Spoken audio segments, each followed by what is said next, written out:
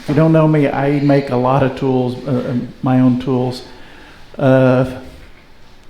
17 years ago, a friend gave me to try out the Hunter tool. This was the first insert tool I'd ever seen.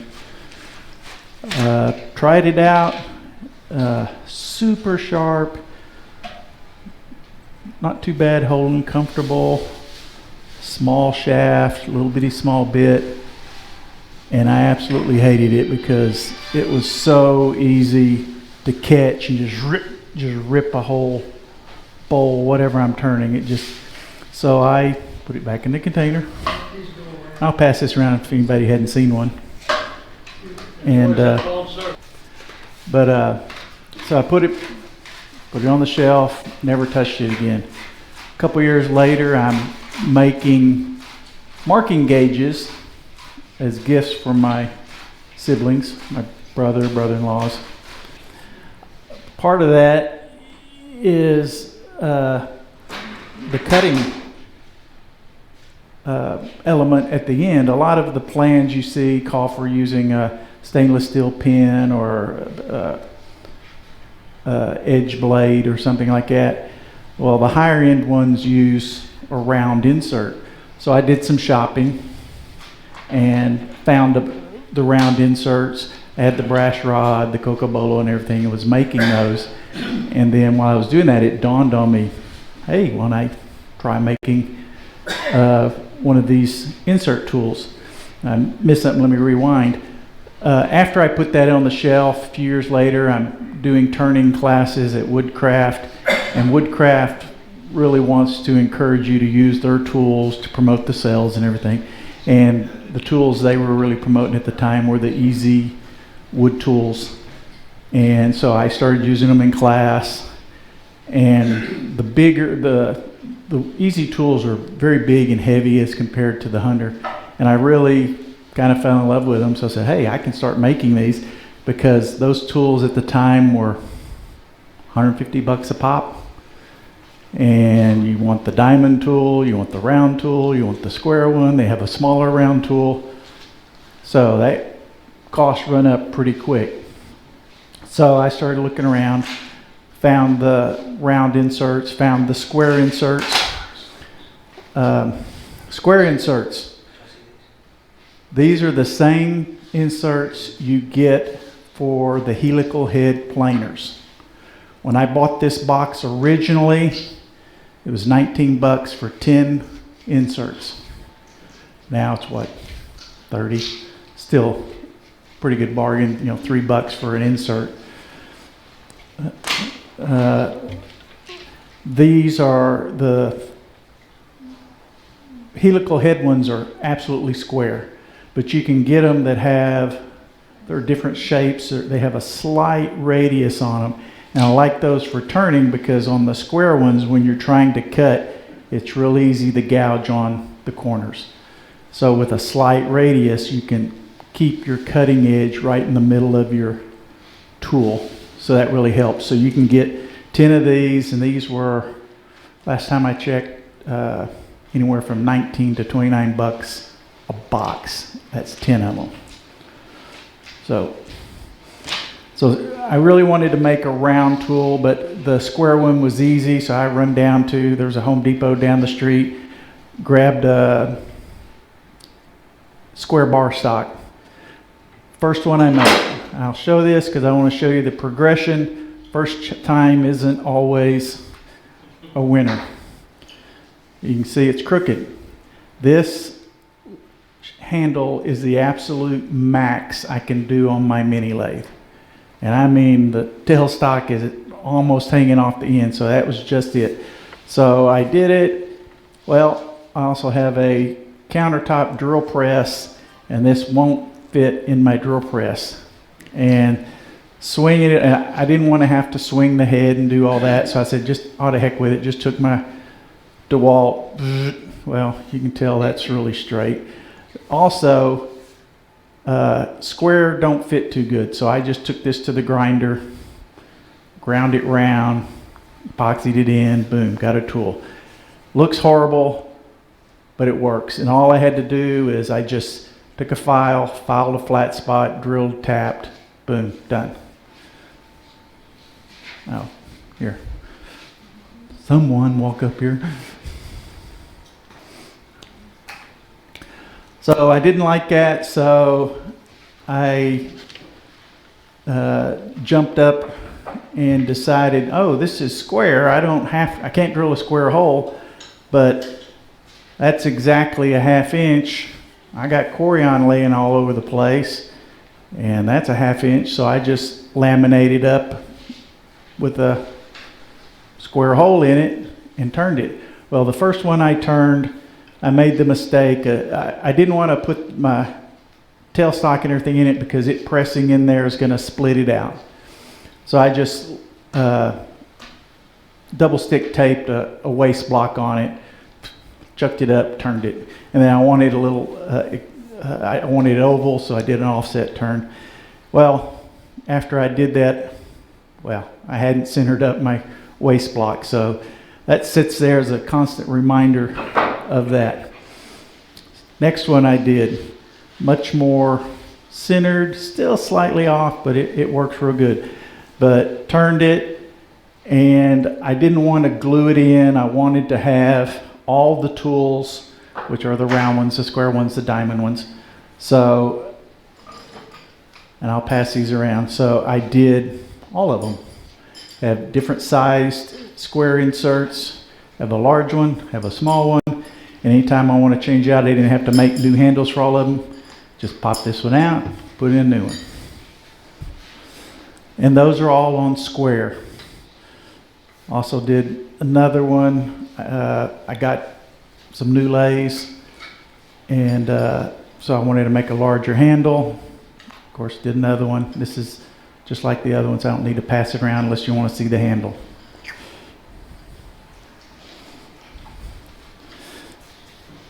But I really don't like, this is a little light for what I like.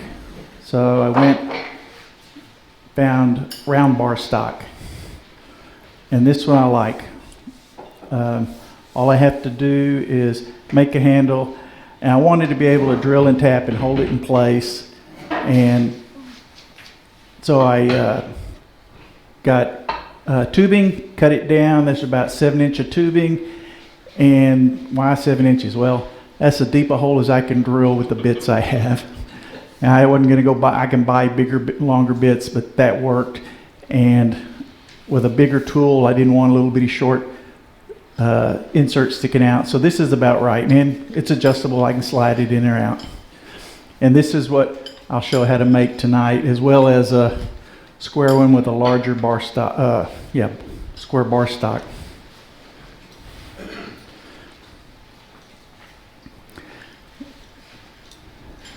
Now, I'll jump ahead just slightly. I didn't want to spend all the time showing you how to make the tool. I mean, all you do is turn it how the shape you like it, or actually what you want to first do is drill it out, glue in the steel tube, epoxy it in, then turn it how you want it, because that way I can stick my live center in here and it'll stay centered and it won't split out. All right? I'm going to put this in, or give it to the club, and they're going to put it in the drawing next month, along with the insert we're going to, or the shaft we're going to make with the insert. The carbide tips that you have on there, did you buy them? Right, I'll give you some references here in a second. Now, it's real easy to find the square ones or the slightly square ones.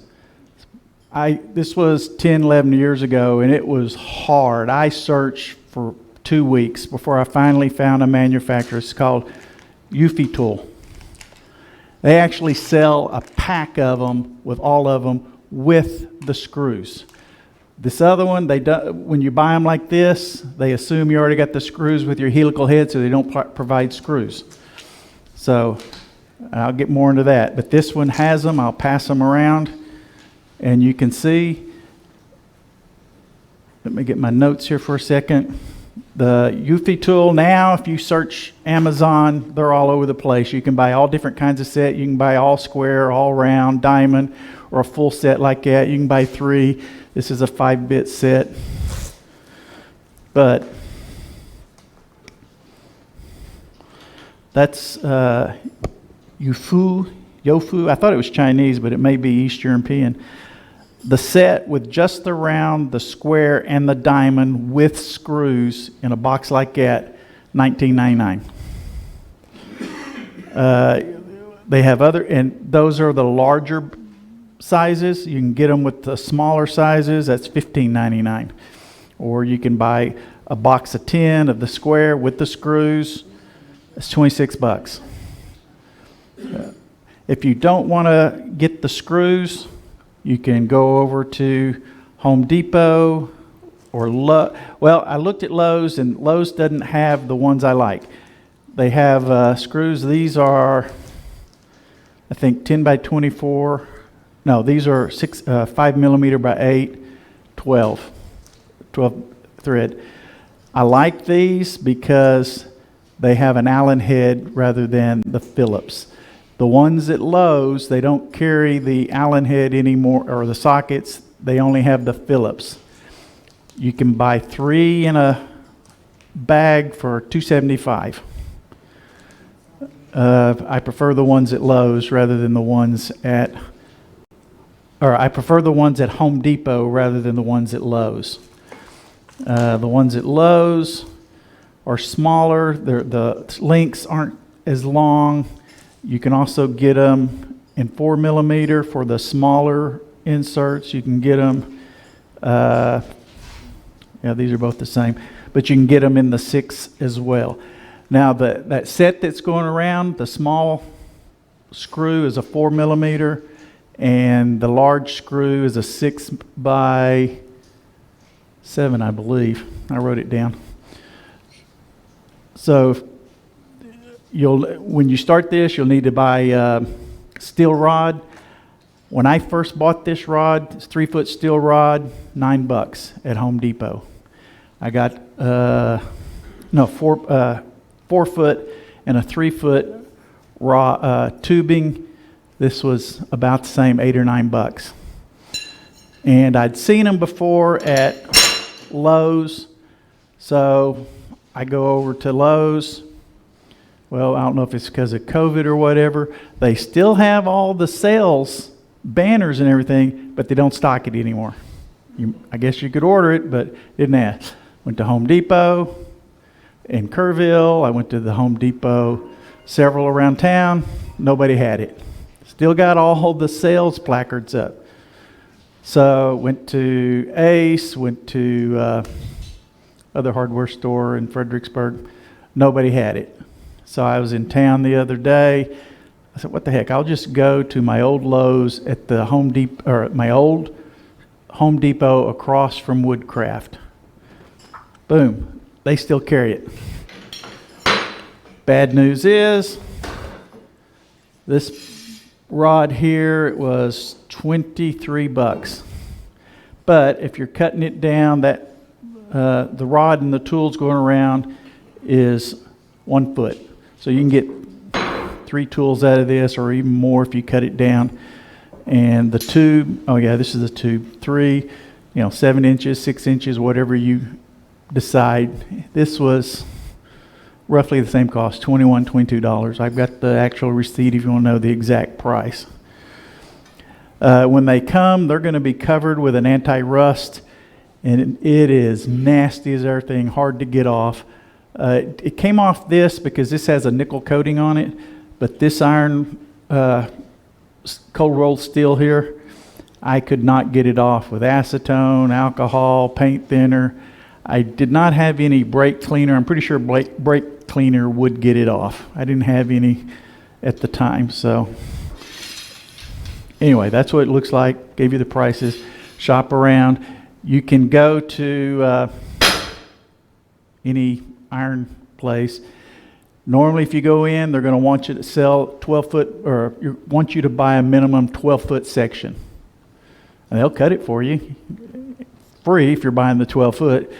And the challenge there is, do you want 12 foot? Now, if y'all want to do a club deal and everybody go in, you buy it, then break it down that way. It's good. Otherwise, if you can find it at Home Depot, do that. But I really wanted a square with a square tubing. This is 1/2 inch. You cannot buy, unless somebody makes it for you, square tubing with a 1/2 inch inner diameter. They measure square tubing by the outside diameter. So if you can find it, good luck. And I searched long and hard, and nobody really sells it or makes it. So if you want to buy the next size up, you're just going to have some wobble. I actually did this and tried to make little shims to stick in there, but you're always going to be off center. So that's when I went back and, just go get you a couple pieces of wood, 1/2 inch router bit, cut a groove in, laminate them together. Boom, you're done. If you want, then you can do it all the way through rather than 6, 7, 8 inches like I did. All right. Handle, make it out anything you want. This was a 3-foot length of maple. I bought at home at Woodcraft, $18.99. If you want to buy it, that's kind of high. And this was a few years ago. It's probably even double that or triple that by now. But just find whatever you got laying around. It doesn't have to be fancy. You can do poplar. I wouldn't do pine because it tends to warp over time. Even though I'm sure what's the Pinnacle tools that dyed red? I'm sure that's a real cheap wood, probably pine.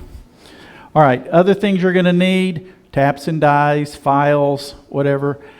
I have several belt sanders, so when I was doing this, I used the belt sander. Where's the big red one? You can see I found it easier to do the belt sander than to hand file it. When you do really need to hand file the little ledge that this fits on. I'm going to draw some stuff here in a second to things you need to know about when you're doing that. I'll do that right now. When you're doing this, and this plays into Gordon's safety thing. I have a horrible habit of just sliding my thumb across this tool in particular to get chips and everything off. If you don't make that shelf lower than the top edge, or not even more than the top edge, because this is rounded, you need to have that a little bit lower than just the top edge. I'll show you why. Yeah, it'll slice the edge of your thumb, yeah. So here's the profile. You could just put it right here, drill and tap, you're done. That works. It's going to be sloppy, but really what you want to do is lower it down, and you want to lower it down at a minimum the thickness of your insert. But what's going to happen there is, let's do a round one. Well, that's not really good.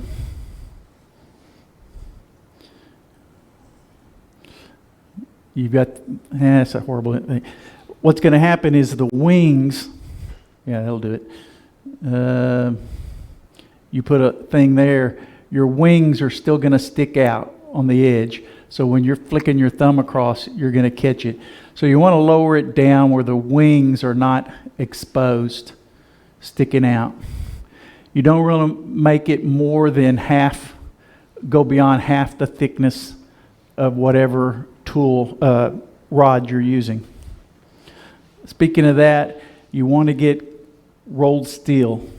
So you don't have to get tempered or anything, because then it's going to be a bear to grind it.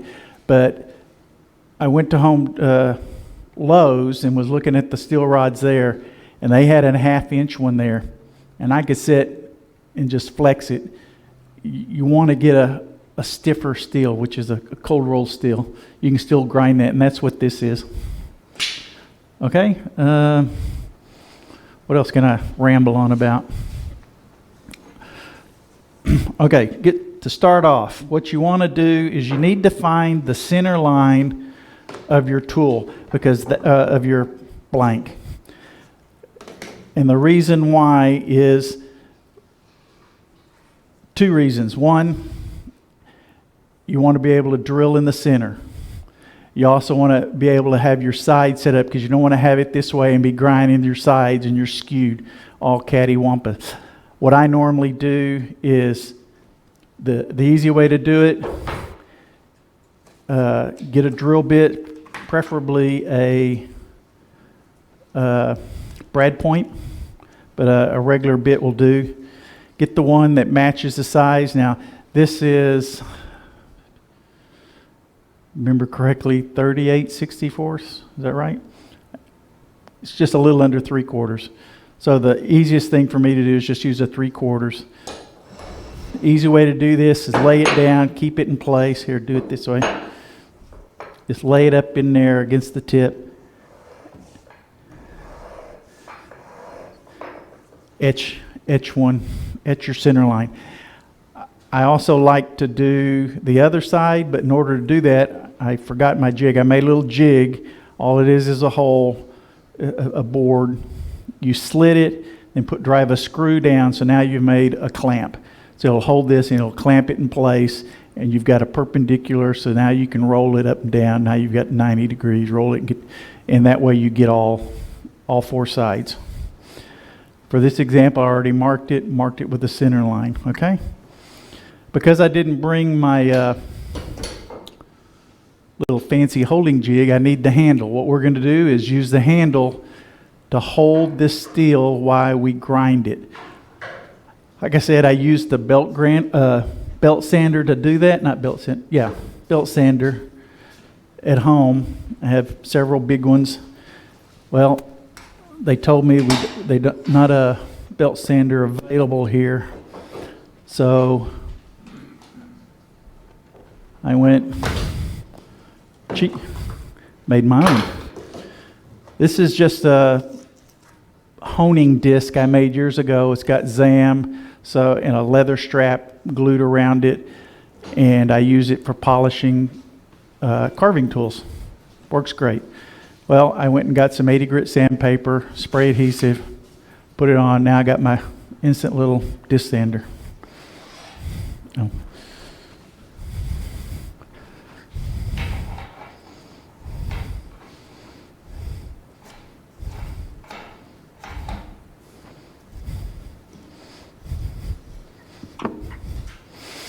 This is cheap, crude, easy, and it works.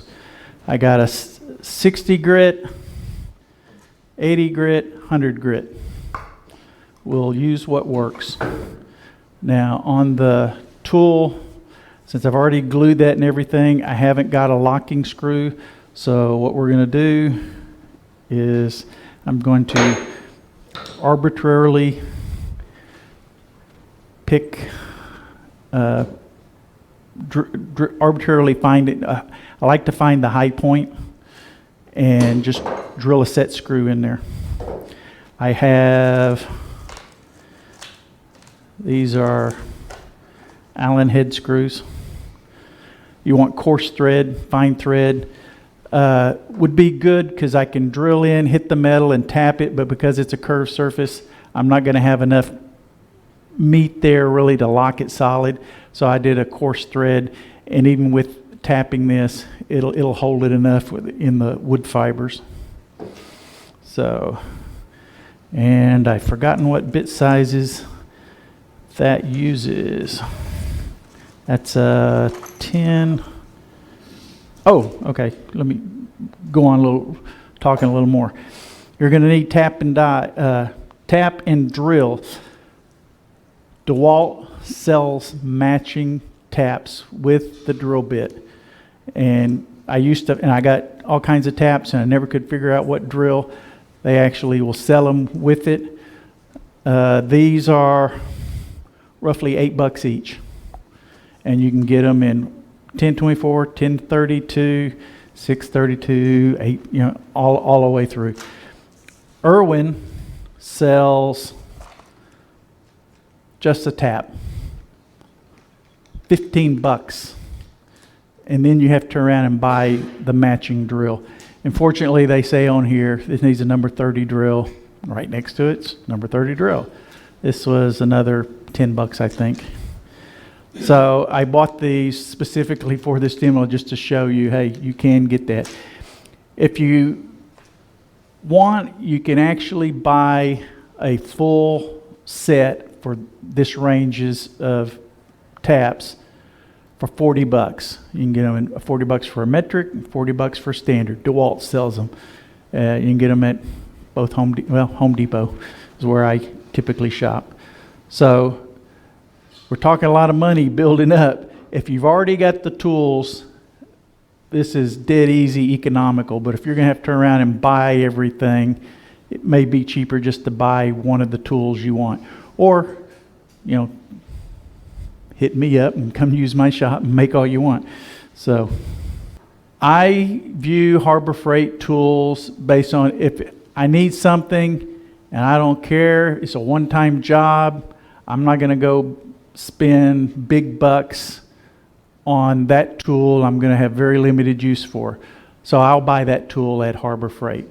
But if I want a quality tool that I'm going to use for years and years and years, I will really evaluate that. And I'm really having some problems with that now because I've been reading a lot about, Hercules, which is sold at Harbor Freight. A lot of the testers I'm reading about are favoring it over Milwaukee and DeWalt. And I've actually started having, especially in the hand drills, starting to have quality issues I'm seeing in year after year in the slowly declining, and for some very specific instances I can talk to you later about. Got to remember what my drill bit is for this. Okay, here. Happen to have it here.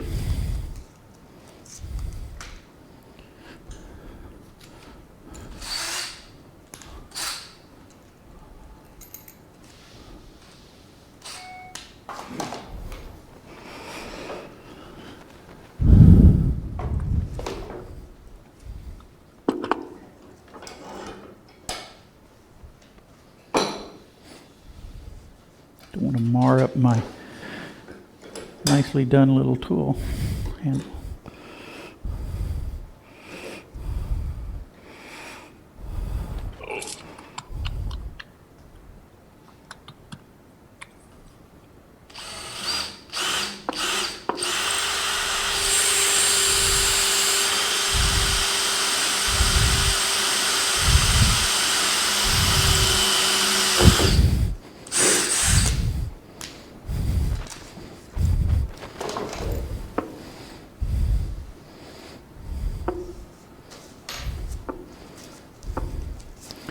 Now, those of you who have never operated a tap by hand, it's not something you just manhandle. It's real easy to break a tap, and it's darn difficult to get those fragments out. So what you want to do is advance just enough to start a chip, back it up to break the chip, and so you're just constantly in and out, slowly working it down. And in most situations that will keep you from breaking your tap.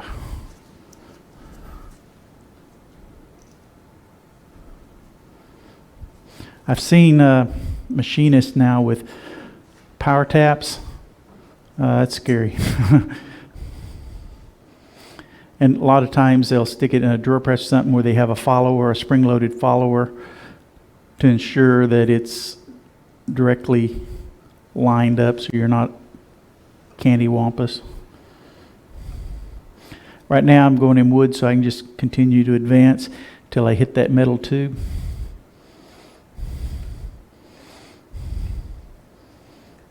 You ever put CA on the threads to heat them up? No. I've never done that.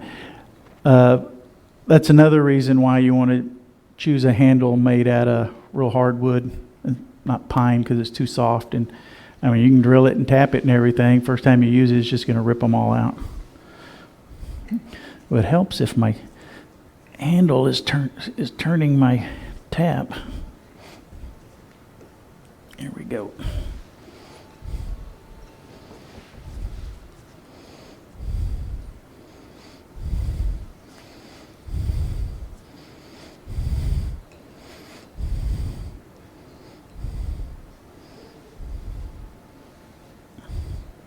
There we go.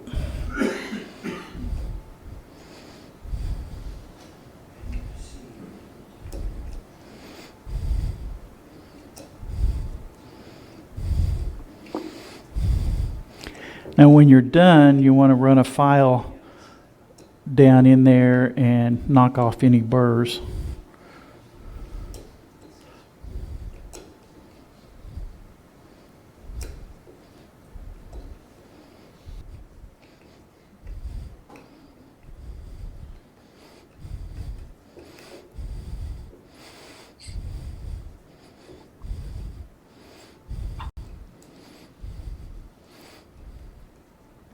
Now everything, when we start grinding on the metal, everything can be done with hand file. You don't need power tools.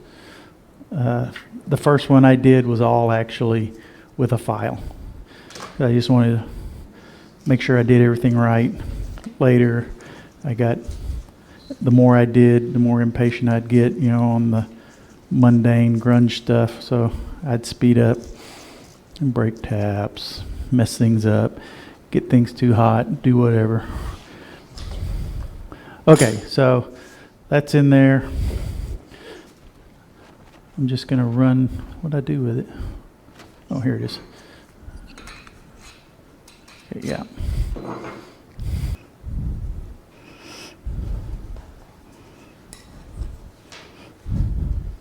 I want to line up the top center line with my hole. Normally I would countersink this so that this head is not jutting up in my way, but then I started thinking, I'm not ever really holding it where that is, so it's not going to bother me.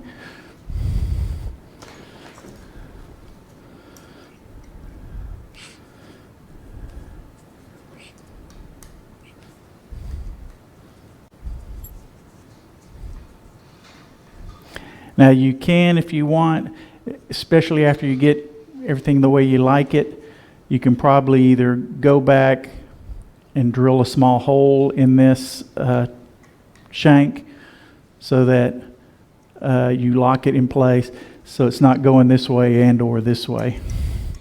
Or you can just file a flat spot on it. It would lock it in place. But anyway, there we go. The other thing, and you'll notice on this one, I'll use this as an example. I'm slightly tapered. Now you can get up here and taper it real big. You can tape it however. It's purely aesthetics how you want it. But you want to, I wanted it slightly tapered so that my wings on my insert were out beyond here. I mean, especially around the square one, it's not going to matter because you're only going to use the front leading edge. But on a round one, you're going to use a little more of that quarter or half circle on this tool. So you want to be able to have access to the side. So in this tool, since this was a 1/2 inch cutting, let me make sure so I'm not.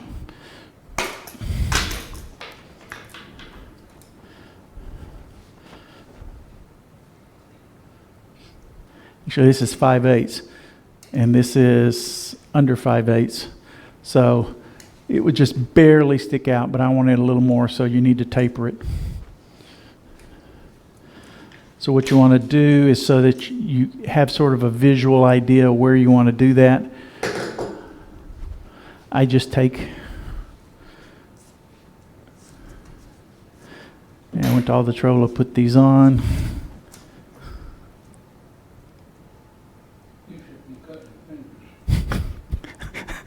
That works like a charm, doesn't it? Yeah. Actually, I'd been doing a lot of restoration of some tools and grinding, and my hands just get black as all get out. And yeah, I want that a little higher up. And this is just for a visual reference. I mean, I probably could have drawn a line on that. Okay, so that's for the tapers. You also, with typical tools, you always come in heel low, lower it. This bottom edge of this shank is going to whack your piece and mess it up. So what you want is, let's say you put your insert right here. Normally I try to match the angle of that insert and grind that off. And you'll notice that's what this is. And this is also a round tool, so I round that and back bevel it so I don't have a problem, okay? And make sure I got this all in the right sequence. Then you grind your shelf, and normally I do that by hand. And you put your shelf, here, let me do it the other way. You're going to grind this off. You've got a bevel on your tool or your insert. I like to bevel this right here so that when I put the tool in, it will butt up against this and hold it. And especially on a square tool, that's going to keep you, as you're turning, shifting your insert. Even though you may crank it down, it may slowly vibrate, work its way, and shift. On a round tool, it's not as big an issue because, it's just going to, move the tool around a little bit. But you want to put a bevel there. On the diamond tool, if you looked at that one, it's a shape like that. You're going to have to, I took a Dremel and, I file that back, and then I used a Dremel to just cut in, and they cut all the way through, and then use the Dremel to grind this part out. So now that fits in there. Okay? Questions? Nobody's asking questions? All right.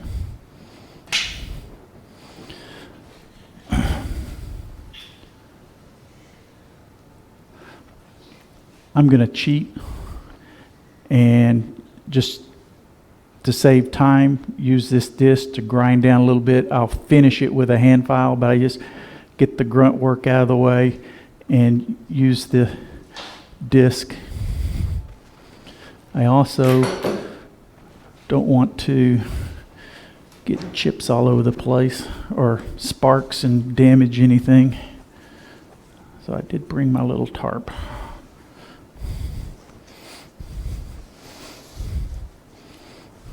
And it's probably not going to stay up here. I don't want to catch it either.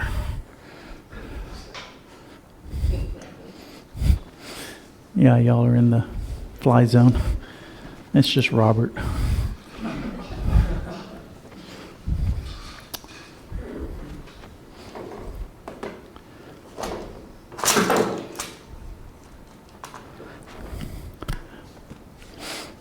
Because I'm going to grind the shelf, I want to make sure I keep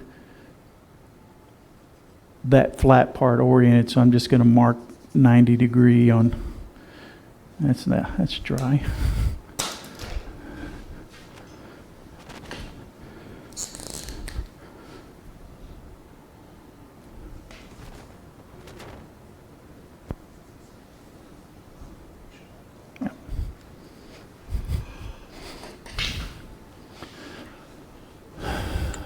Forward, speed,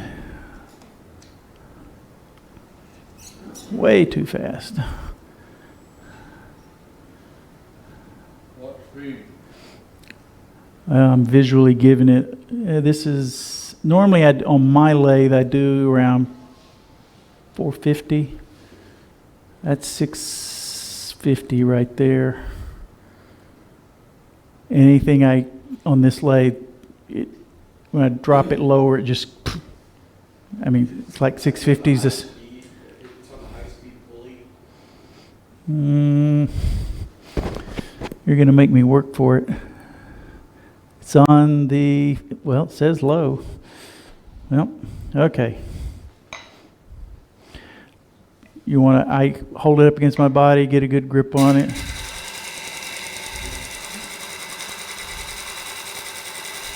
If you grind too far back, don't worry about it, because you can grind it off the end and get everything back the way it was.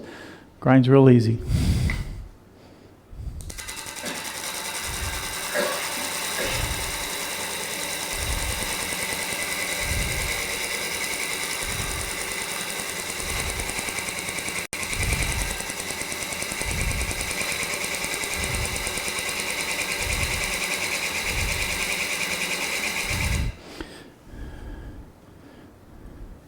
I'm going to speed this up a little bit. That's 850 there. Already got a pretty good shelf.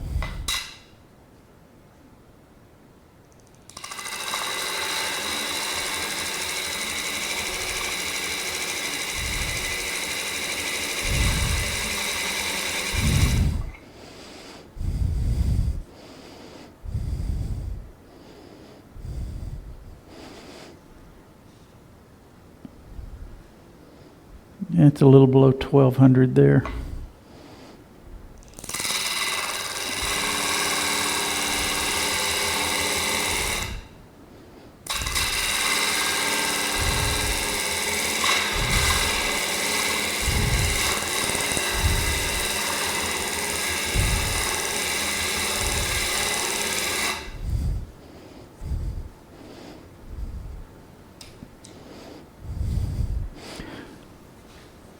That's pretty good there.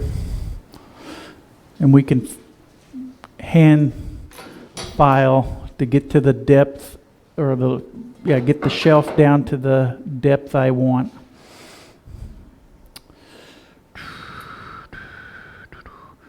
And I'm a little off center there.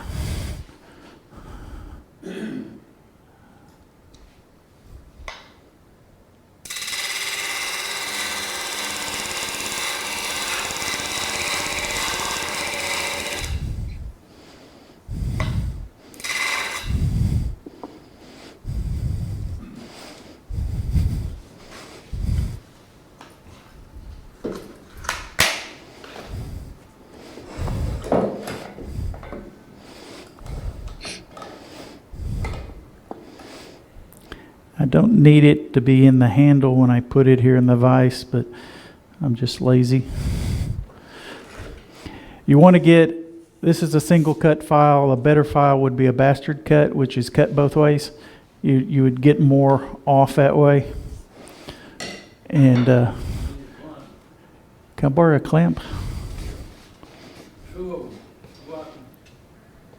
Let's see if I can do that. That's going to be, I don't have a good point to clamp both sides.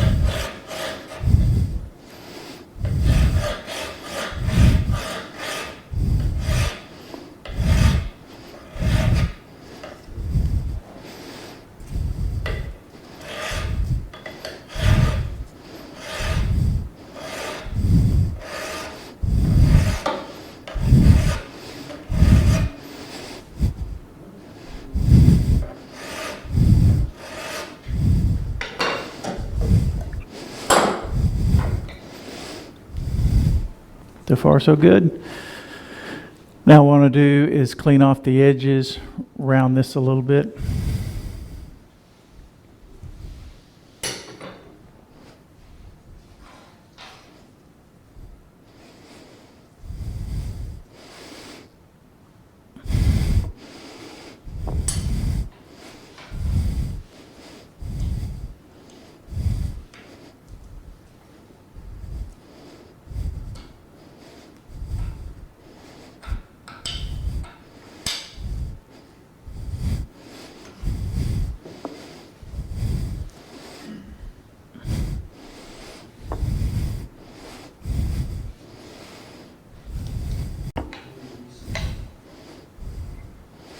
I want to square up the end.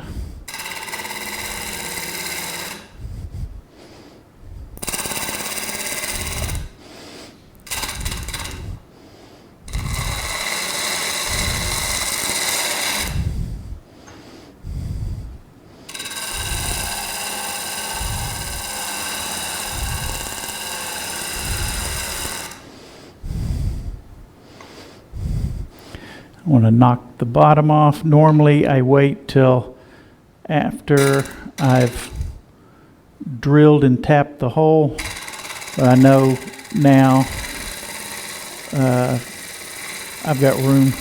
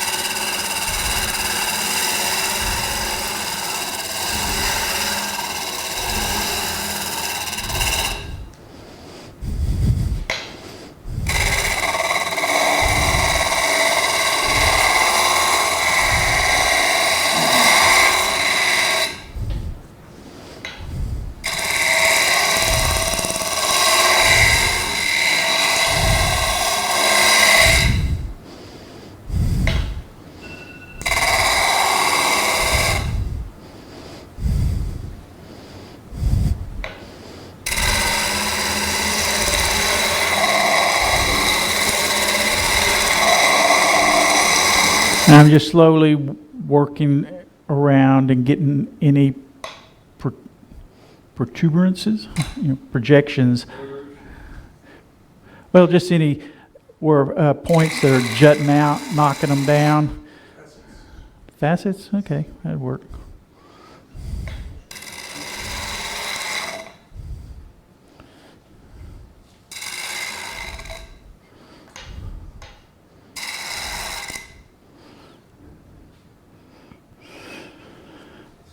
Now, to get I'm going to have to, because I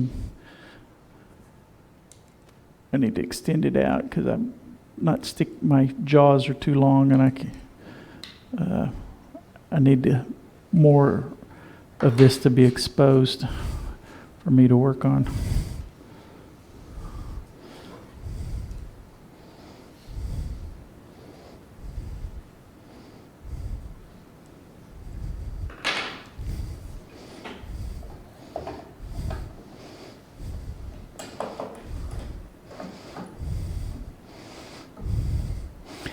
Okay, now we need to make sure we have enough shelf exposed for the bit or the insert. And we decided this was going to be a round one or a square one. You should round. Okay, round it is. And I need to use this.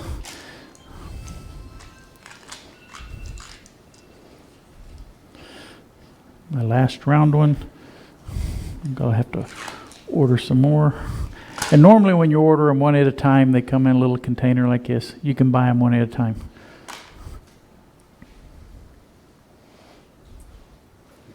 You find those cutters at Lowe's, did you say, or Home Depot? The cutters I'm buying on, I actually bought them through Amazon. You can buy them eBay, Amazon. If you just search, that's part of the challenge is knowing what terms to use when you're searching. So if you'll search for wood turning carbide insert, you'll hit it first on. Now you're also going to get a lot of metalworking inserts because these came out of the metalworking industry.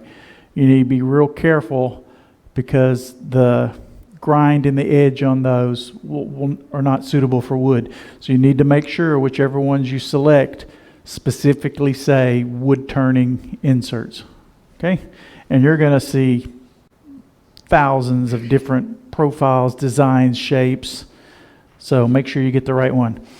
So just putting that on there. With this, can y'all see? Do I need to move the camera? Yeah, the camera's got it. Okay, that's on there, but you can see I don't have enough shelf right now to drill and tap a hole. I'm actually out just slightly beyond the shelf, so I need to back up.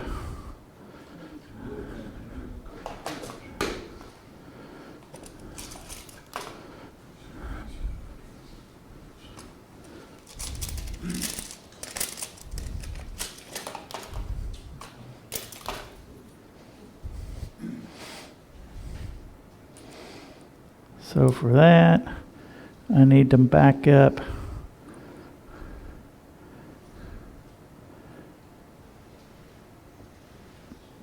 five milliliters. That's a pretty long way. So I need to grind back some more to get more shelf. No biggie, just more work. We got the idea.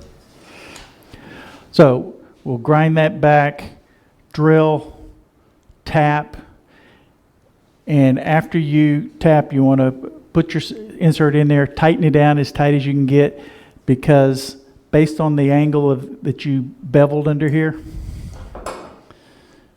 your screw may, the very end of it, jut out. So what you do is while it's in there, just take it over, grind it down, take it out, run your tap back through it to get rid of any burrs. Okay? And that's essentially what it is. If you want to grind on the sides to taper it, I can't think of anything else. That pretty much covers all of it. I'm sorry it ran long.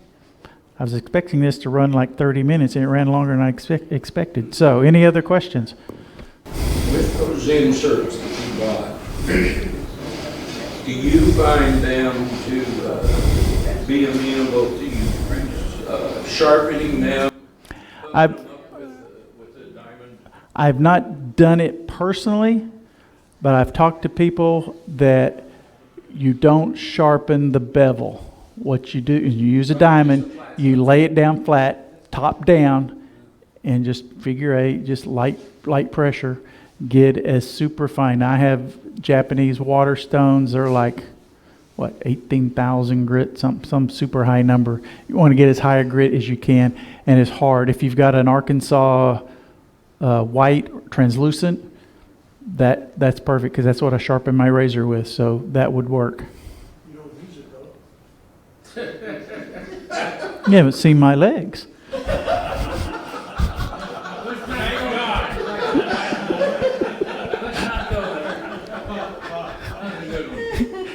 Anyway, anything else? These are good questions. All right. I would anticipate, I haven't bought any lately, but with all the crisis, in shipping and everything, I didn't check, how fast you can get them. It may be 2 weeks. And actually, that's about how long it took when I ordered them because they came all the way from who knows where.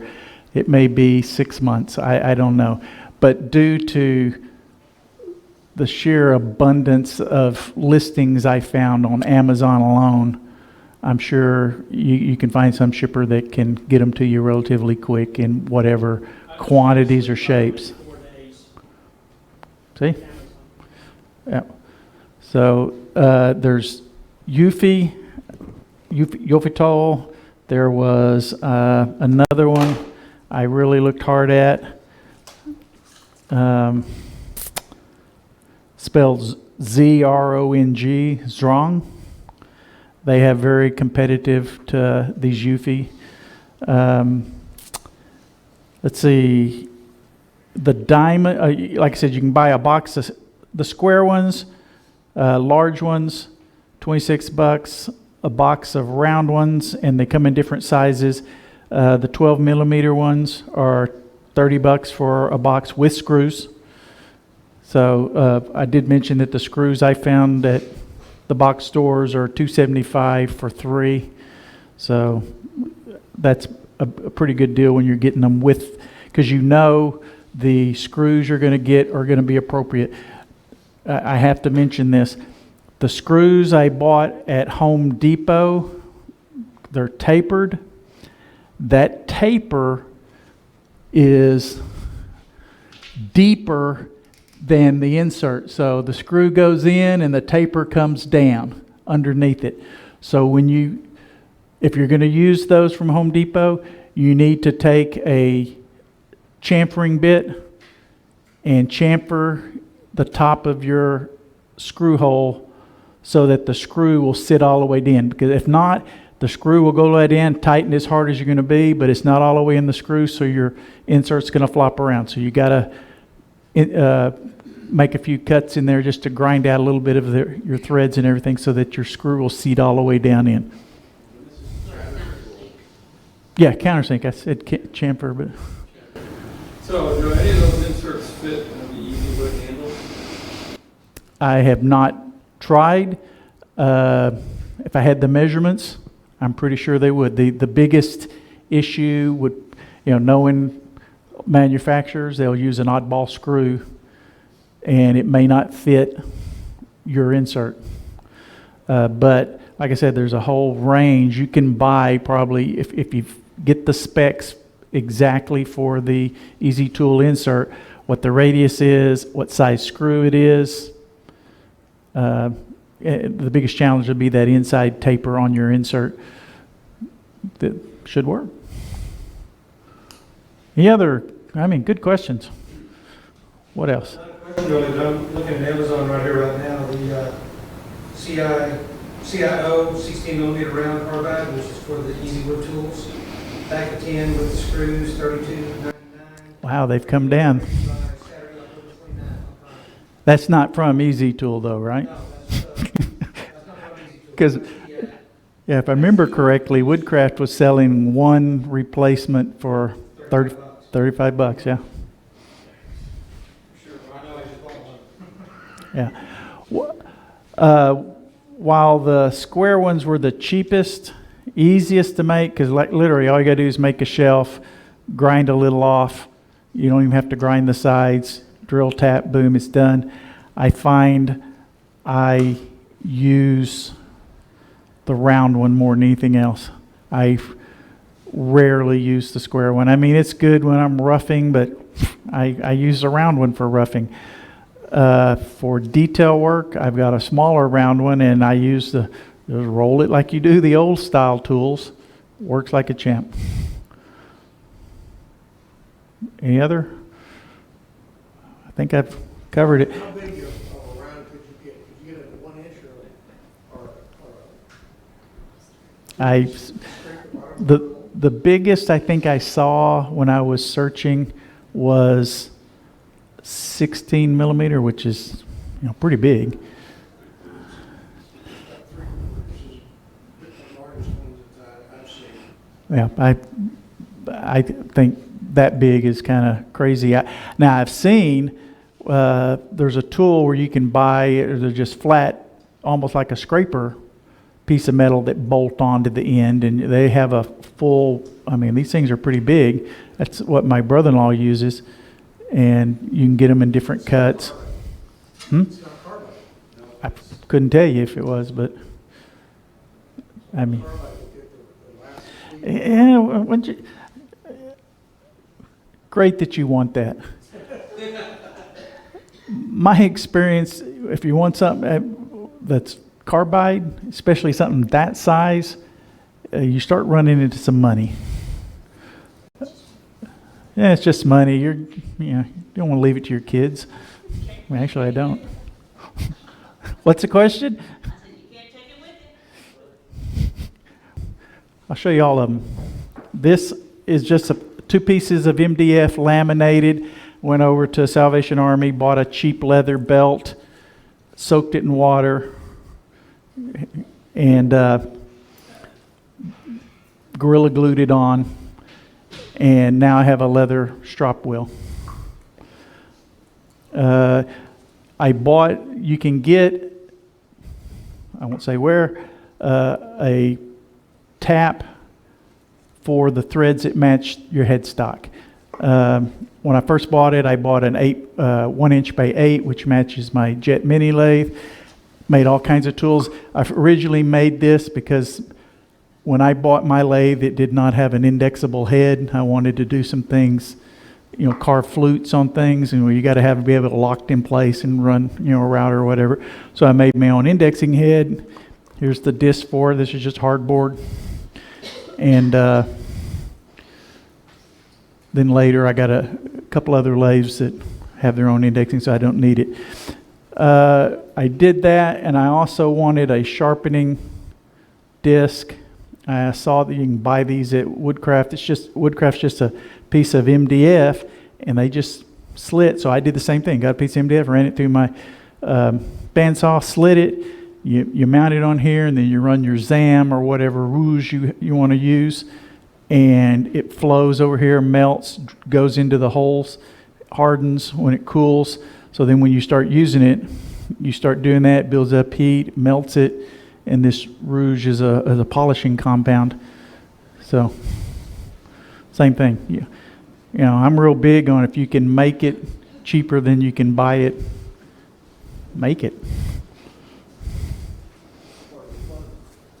Yeah, and you learn some stuff in the process. What else? Any other? All good questions. I can. Thank you very much. All right, I will finish this and get this back to the club. Like I said, we'll put this in, I guess, next month or sometime in the future, whenever you get around doing it for that. If she sweet talks me, I'll go ahead and do a square one with the square steel. No handle. I'll leave that to you because that's, a good exercise in learning how to do it. I mean, even if you don't have a router, just do it with a table saw. Most of you have table saws, yes or no? I don't hear any rocks rattling. All right, that's all I have to say. I'm Travis.